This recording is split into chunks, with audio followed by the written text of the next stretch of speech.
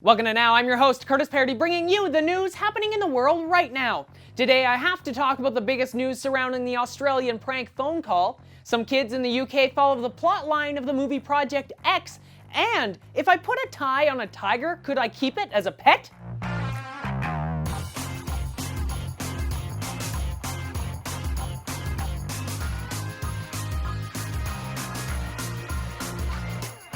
We're starting today's show off with what I can only assume will be the biggest news story of the day. The two Australian radio DJs who are responsible for the prank phone call on the nurse who was working at the hospital taking care of the Duchess of Cambridge spoke out today about the prank and the events that followed. If you're not aware, I'll fill you into what happened. Mel Gregg and Mitchell Christian are two radio DJs from Australia who worked at 2Day FM and hosted the radio show Hot 30 Countdown. During the time when the Duchess was in the hospital due to sickness from her pregnancy, the two radio DJs phoned the hospital and placed a prank phone call. This phone call was picked up by the nurse with the name of Jacinta Sadina. My apologies if I said that incorrect. Now, during this call, the two radio DJs pretended to be Her Majesty the Queen and Prince Charles, and they proceeded to ask the nurse about the Duchess's condition in the hospital. The nurse, assuming it was the Queen and Prince Charles, went on to tell them about the Duchess's condition and other information that is strictly confidential. After the prank phone call aired on the Australian radio show, the nurse who answered the call committed suicide. This has sprung an international outcry from people, and many wonder, is this sort of call legal at all? This is because under the Australian law, it is illegal to make a menacing, harassing, or offensive phone call, and to broadcast it or record said call without the permission of the recipient. You do have to remember, though, this call was made to the UK from Australia, so it puts it sort of into a gray zone. The reason all of this is in the news today is because the two DJs appeared on a TV show today in Sydney to give an interview about the entire event. They went on to say how bad they feel about the situation, but they refused to talk about how such an event would have been approved for air. They refused to comment on their producer's input on such a stunt, and when asked if they had sat through legal classes which would have covered an event such as this, they simply stated that they had people working with them that deal with that sort of stuff. The two DJs did seem to point a finger at their producer by stating that everything went through her before it went to air, and it was her job to approve such a stunt. Since this event has happened, the show the two were working on has been put on hold, and the producer of the show has deleted all accounts online and refuses to talk to media. I don't have to tell you how bad the situation is, and I have a feeling this is only the beginning for the two of them, because in the end, it doesn't matter whose fault it is, it still happened, and someone took their life because of it. And every time someone talks about this, these two DJs' names will come up. If you'd like to read more about this story or the others that I talk about in today's episode, because there is a lot more to learn about this story in particular, be sure to check out the links in the description below.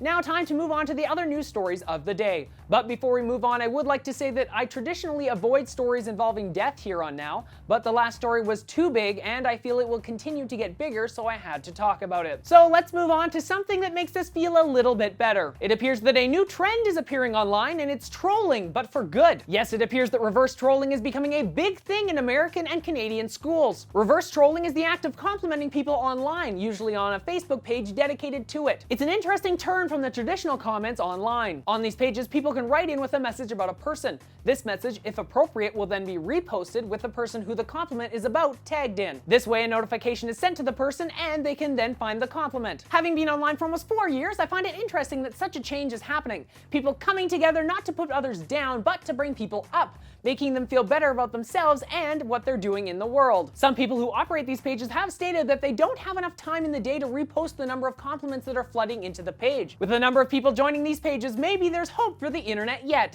I'm not sure how many compliments were being given out after the next story. In true movie fashion, it looks like a teenage girl in the UK threw a party to remember, so much so that it cost the family £30,000 to pay off all the damages. This story truly is the real-life version of Project X, a movie about a giant house party that gets out of control, even though that movie was actually based on a real-life party in Australia. You Australian and English people sure know how to party. Anyway, back to the story. It looks like an open party invitation on Facebook was sent out by Sarah Hine, age 14, and it took a turn for the worst over the weekend. 200 plus teenagers arrived at the party and destruction ensued.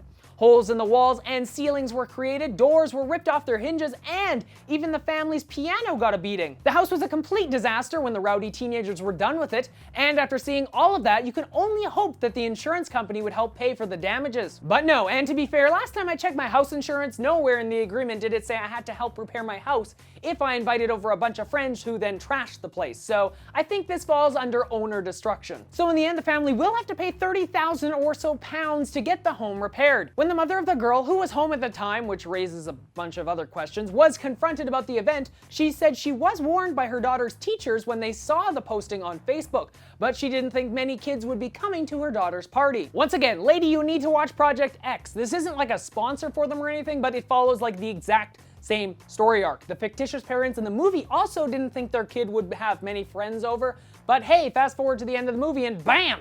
House is destroyed. So a few things that we can learn here. 1. Don't post open party invites on Facebook. 2. Don't let your kids post open party invites on Facebook. And 3, when 200 people arrive at your house party, it's probably already out of control. Tell people to go home, otherwise, well, you'll pay the price. So since we started the show on a sad note, I thought we better end on a happy note. So here you go, it's a monkey in a jacket. This little guy or gal, I really have no idea, was found wandering by itself outside a Toronto Ikea. Yep, not kidding here. Like heck, what's better than going shopping for some cheap flat pack furniture than coming out and seeing this thing? Personally, I'd consider my day complete. I would just probably proceed to go home, sleep, because really nothing could get better than that. So how the story goes here is that this monkey was found wandering outside of the Toronto, Canada Ikea around 2 p.m. yesterday. People at the scene reported seeing a small monkey wearing a shearling coat and a diaper, something not seen every day in the parking lot of a big box retailer. Soon the store contacted animal control, who arrived by 3 p.m., but they didn't take the monkey away. This is because the owner soon came out of Ikea to discover that their pet had escaped from its cage. Now it's not a surprise to note that monkeys are not allowed as pets in Toronto, but after this investigation, the monkey was found to be no harm to people, and as it was being kept in the proper cage, it appears that the Toronto police have let this one slip. They simply said in a tweet that they're not laying any charges into the Ikea monkey and have no further investigation going on. So there you go. Not only did we learn about the strange things happening outside an Ikea,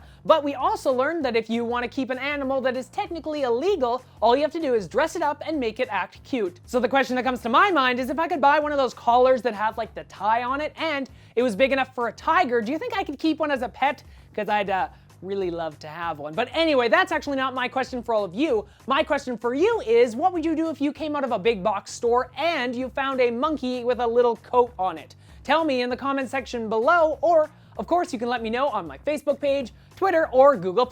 Links to all that and the other stories that I talked about in today's episode in the description below. Once you're done commenting, why not click the subscribe annotation in that corner or the button now down below? Once you're done that, don't forget to click the like button because you like this video, you like the content in it, or you like me. One of the three. I'm Curtis Parody, and that's what's happening now.